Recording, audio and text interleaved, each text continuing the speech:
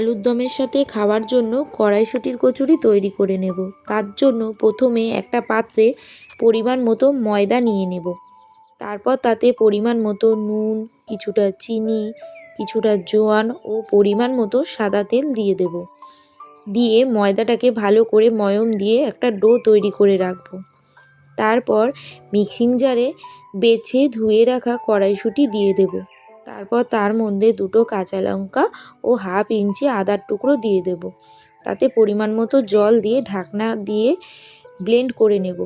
তারপর গ্যাসে একটা কড়াই বসিয়ে পরিমাণ মতো সাদা তেল গরম হতে দেব।